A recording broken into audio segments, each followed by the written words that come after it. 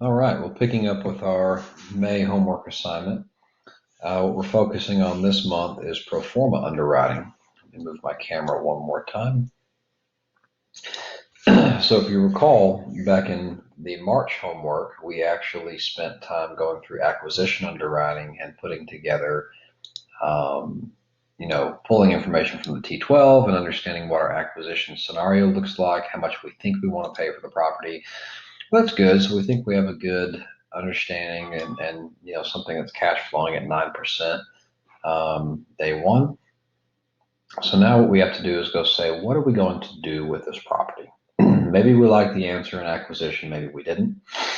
But now this is where our market research comes into play and our discussions with property management, site visits, everything we can get our hands on. Is we have to now start building a business plan for how we're going to operate this property. Excuse me. So I'm going to go through this rather quickly, and in future segments, we're going to go into each one of these sections in more detail. But for now, we just need to get through this in less than 20 minutes. So going through the takeover tab, we first looked at sellers versus what we thought the numbers were. Now, what this is going to do is take whatever we put into the hours column. You'll notice these match exactly, and it's going to bring them over here for us. And it's going to ask us, what do we think we're going to do with this property in the first year? So you recall, I didn't change anything between the seller's numbers unless I thought I had to increase an expense, because if it's an expense I think I can decrease, I'm going to take credit for that, right? So, excuse me, on my other screen here. Basically, I'm going to make some gross assumptions here and we're just going to go with it, but you're going to see kind of what exactly I'm trying to do here. So first thing we're going to do is fill out the difference in when we bought the property to the end of year one. So I'm going to have to do some quick hand calculations on on the phone here because I don't remember what this average is at. So 1812537 divided by 12 divided by 228. So this thing averages at about $660 per unit. So let's say that our market research indicates that I'm going to be able to rent these things after I spend money on them at $800 per unit. Okay. So that's about $140 of rent bump available. Probably not going to do all that in year one, especially not with 228 units. Let's assume it's going to take us 3 years to get this done, right? So, and let's assume I'm going to do the same amount of units every year. So we'll just do all the math here in cell, right? So you can see what I'm doing. So if we take D6, or I'll just select it for you, 228 units, let's divide that by 3 because we're going to say we're going to do the same amount of units per year for 3 years. And we're going to basically say that at the end of that 3 year, it's going to be 800 that we're at. There's a couple ways you could do this. I'm going to do it with the rent bump method. Okay, so we just said that I had about $140 of rent bump. So I'm going to say multiply the number of units I'm going to do times 140. That's per month times 12 for 12 months. So that means I'm going to increase this number by 127,600 in the first year. Okay, but that we need the gross scheduled, so we're going to increase this number by the amount we just did. So in the first year, if I turn a third of the units and I get $140 rent bump per unit that I turn, I'm going to be able to have increased a pretty substantial amount, about 127,000. Right now, let's say you got to be careful with vacancy here. So, if we said this guy was running at what was it, 5% vacant, 4%, 4.5, 4.25, probably going to be more like somewhere between 7 and 10% when you're doing this. Because I mean, you got to think about it. That's a third of 228. That's a lot of units that are going to be down at some point throughout the year, right? So I'm going to just for a gross assumption, you can dial this in as you get smarter with talking with your managers and understanding how long a unit will be down and things like that. We're going to say 10%. So let's assume our vacancy goes way, way up. Oh, by the way, we already had a lot of concessions and non-payment from before.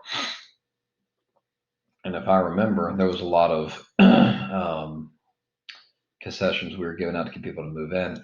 You may still have to have that for the first little while you're turning units. So let's say that by doing that, we improve it a little bit. We'll put some, rough numbers to it. Let's say I did some math and I decided maybe I can get it down to 80,000 in the first year.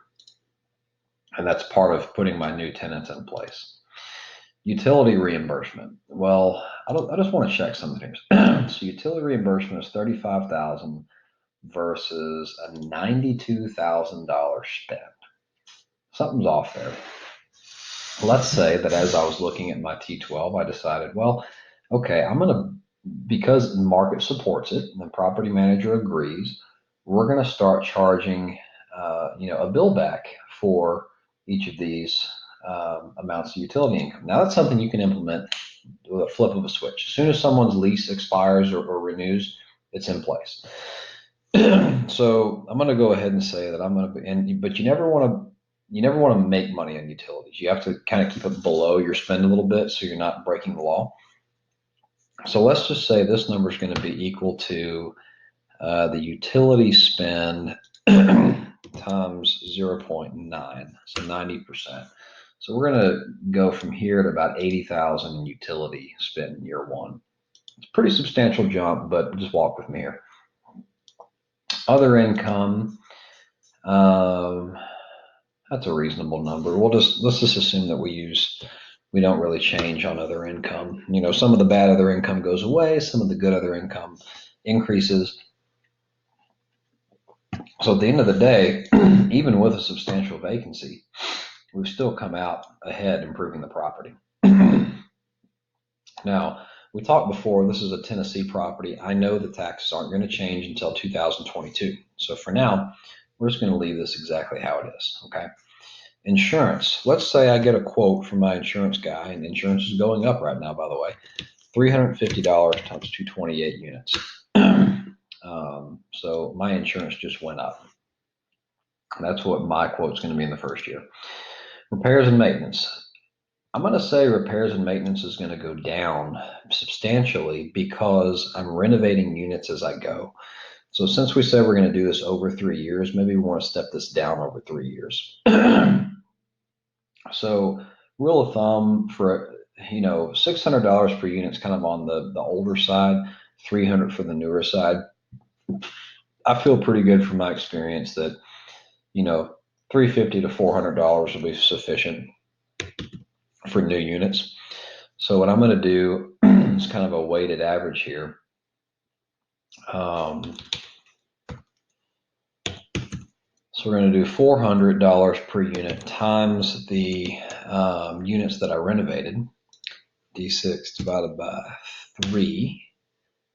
Okay.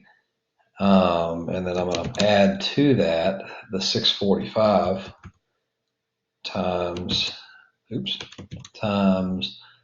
228 times 2 over 3. So let me just make this very clear. I'm taking the 1/3 of units that I've renovated, said those are going to be $400 per unit in repairs and maintenance. And I'm actually going to make it $350. I really feel like that's excessive. And by the way, we're doing this quickly, but you're going to be refining with your property manager and with your team as you go. So that you put in assumptions and you're continuously validating assumptions as you get further into the deal, right?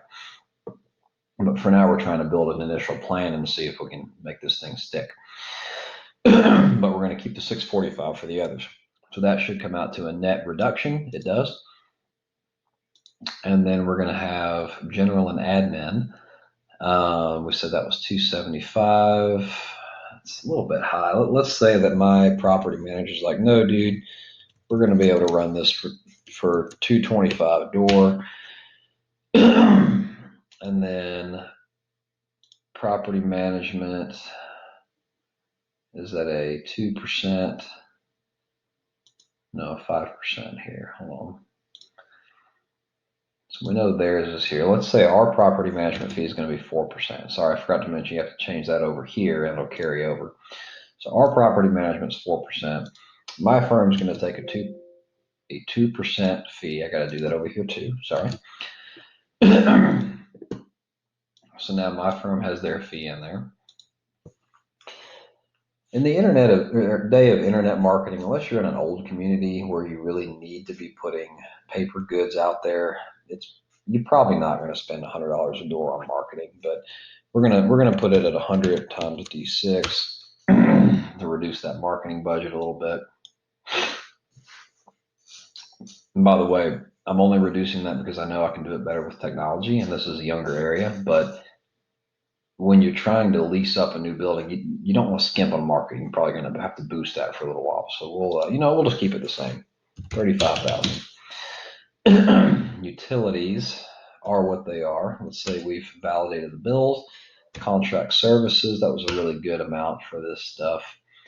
And then payroll. This is a bit high on the payroll. We're going to give it, say our property manager told us $1,200 per door. Okay. So if we do a net audit on this, we've both increased our income, if I'm looking here to here, and decreased our expenses. Enter value play, right? And by the way, I didn't just do this because I felt like it. I had valid business reasons for every number that I changed, right? So we've already increased our property net operating income substantially. And going from year one the equity partners would be getting a 6.1% cash on cash to an 8.7 by the end of year one. So that's pretty good. Debt service is getting better. And of course the cap rate gets better, and then we go from basically a 9% to a 12%. That's exactly what you want, guys. This is a good value play. Now I could take notes up here if I want to. I could say, remember building 3 had a bad roof. I could say trouble tenant in 223. I mean, whatever you want to say here, notes. Okay, so that kind of gets us to the end of year one. I'm going to stop now on this video, and then we're going to go back and we're going to take a look at the full pro forma and focus on that.